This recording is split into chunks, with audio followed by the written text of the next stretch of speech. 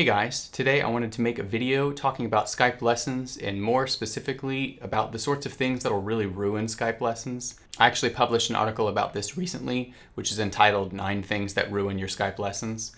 And it goes into much more detail than I'll go into in this video, so if you want to read it, I'll link to it in the description below. With that said, I want to get right into the issues and keep this video as short as I can. The number one issue that will ruin your Skype lesson is having a low quality internet connection. This has to do with not having enough bandwidth, or the internet hardware on your tablet or laptop just really isn't up to standard. When you have issues in this particular area, Skype lessons are basically impossible, or if they are possible, they'll be a pretty low quality experience.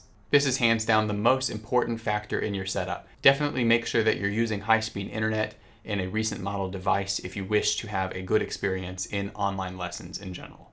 When all of these things are in place, the quality of the call can actually approach that of recorded video, which makes for a very immersive experience. For my students that have good setups and connections, the fact that we're on a Skype call at all sort of just disappears and we're able to concentrate on the music. Number 2, inconsistent connection. This is relevant if you're using a Wi-Fi network. So the thing to avoid here is being too far from your router. I generally recommend being in the same room as your router or no more than one room away. The farther you are and the more walls between you and your router, the more the connection speed is going to fluctuate. And Skype scales the audio and video bandwidth to whatever your connection is at the moment, which is not so bad in itself, except for if this is constantly changing, it'll cause the video and the audio to go out of sync, or the video will freeze, or you'll have all sorts of other problems, so you really need to be as close to your router as possible. One thing you can do is move your router around to a different shelf, or a different spot in the room, or a different room if possible, or you can move your equipment to the other side of the piano or see if you can get your lesson area closer to the router. Even a few feet can actually make a lot of difference depending on the angle of your walls and how your house is situated. If it's not possible to be close to your router, you should consider upgrading your router to something that's more powerful or use a mesh network or something with multiple satellite units. I actually use an Orbi system and one of the satellite units is directly behind this camera and it's connected via Ethernet cable into my laptop that I use for Skype lessons and it works perfectly. Connection's solid, I rarely have any issues ever. Another thing to consider is the age of your device and whether or not the hardware on it can meet recent Wi-Fi standards. So if your laptop's like 4, 5, 6 years old, something like that, you're probably going to have trouble even if you do have a good connection. Number 3, bandwidth competition. So this has to do with multiple people streaming video or downloading files while you are trying to have a lesson. Generally, I would try to discourage this to the greatest extent that you can because you need a pretty fast connection in order to have a good Skype call while people are also downloading things. For example, I have a student with a 300 meg connection, which is a pretty fast connection, and we've had great lessons, very consistent, smooth video ever since I started with them, years back. And all of a sudden, the call quality was just absolutely terrible. In fact, we could not have a lesson at all. And I inquired as to what was going on. As it turns out, the sister and the dad were also streaming video at the same time. And so now they don't stream video anymore and the lessons are perfect. Also, you can have different applications and background updates competing for bandwidth on your own computer. So it's really important to update this before the lesson and minimize this so that you can have a smooth Skype experience. Number 4, signal interference. This is sort of a weird thing that I had to encounter with a few students before I believed it was actually a thing, but I'll give you a couple of examples. So as it turns out, there are things in your house that can mess with your Wi-Fi signals. One of my students had their Skype equipment set up too close to an electrical panel, and we had no idea that that was causing Wi-Fi interference until we pretty much ruled everything else out. And once we moved the equipment to the other side of the piano, roughly about 6 feet or so away from the electrical panel, all of the issues went away. Another example, which is totally weird, is a student that every time anyone in the house used the microwave, their Wi-Fi would go out. As it turns out, microwaves use the same frequency that your Wi-Fi network uses, only the amplitude is different. So if you're having issues with dropped connections and things like that, try avoiding the use of the microwave during the lesson. I know that's totally weird, but it's something to keep in mind. Number 5, feedback and echoes. If your speakers are too loud, the other person on the call will be able to hear themselves speak only with a slight delay, which makes coherent speech basically impossible. Both people on a Skype call should try to keep their volume to a minimum if this issue arises. Another thing to know is that Skype will auto-adjust your mic sensitivity by default. I highly recommend turning this off. If you leave it on, Skype will basically keep that signal really high, especially when no one's talking.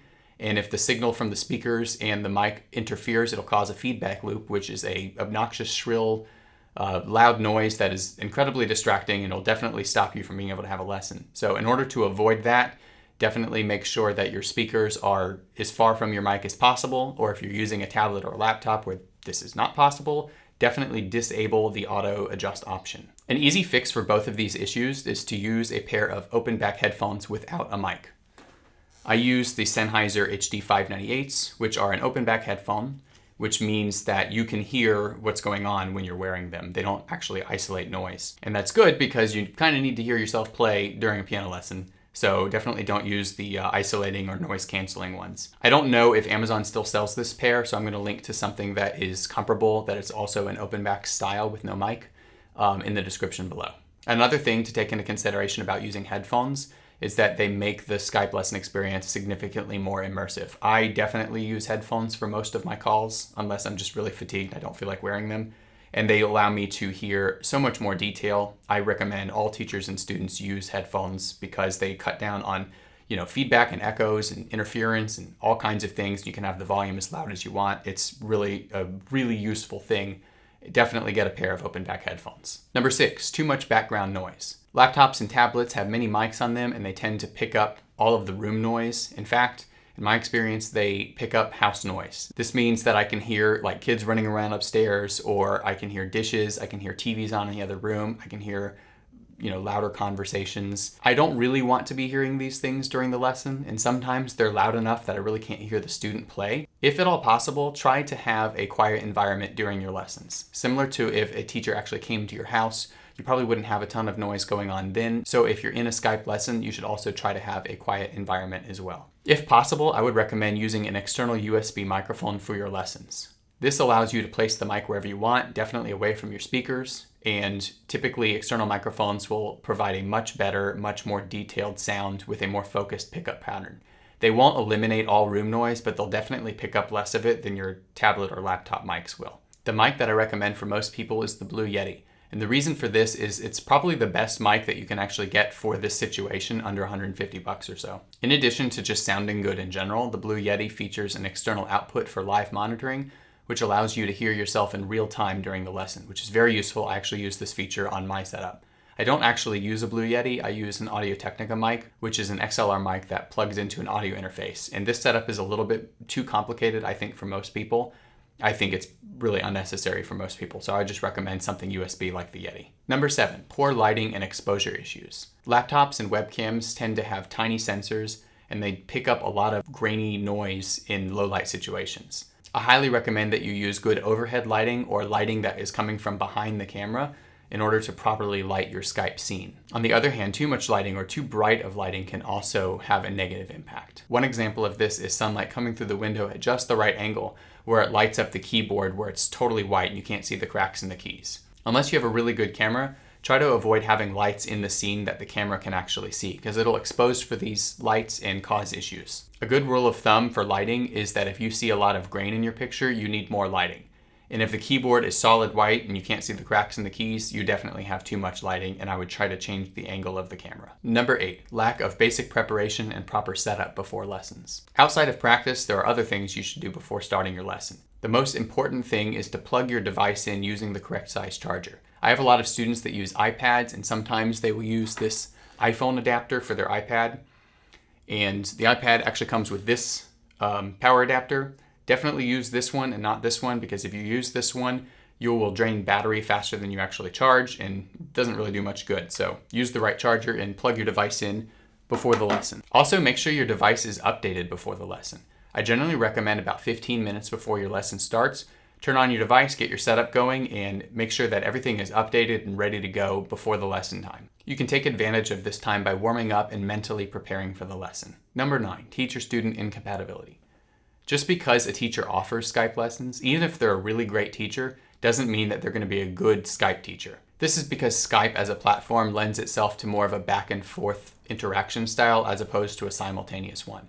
So all those teachers out there that want to count while you play, which I'm definitely guilty of this when I have a student near me, or if they want to be able to give you instruction while you're playing, it doesn't really work for Skype very well because of how Skype works. It's really important to find a teacher that is accustomed to this and has modified their teaching style to accommodate this. Also, just because a teacher is a good teacher doesn't mean that they're a good teacher for you, just because of personality mismatches, or maybe the teacher doesn't teach the style that you want to learn. For instance, I teach mostly in the classical style, Any student that wants to learn jazz, I probably can't help very much. In general, passive students need engaging teachers. Detail-oriented students need teachers with sort of a micromanaging teaching style. And creative students require inspiration and more of an open-ended approach.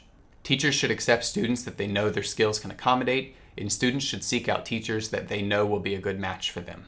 To summarize a bit, avoiding issues such as these will go a long way towards having a good experience, and an experience that can rival that of in-person interaction. My studio is designed around maximizing the presentation to the student and minimizing the sorts of things that get in the way. If you're interested in learning how to create a nice Skype setup for yourself, check out another article that I wrote, which is called How to Set Up for Skype Lessons, which I will also link in the description below. Please hit like if you liked the video, and subscribe if you want to see more videos like this. Thank you for watching.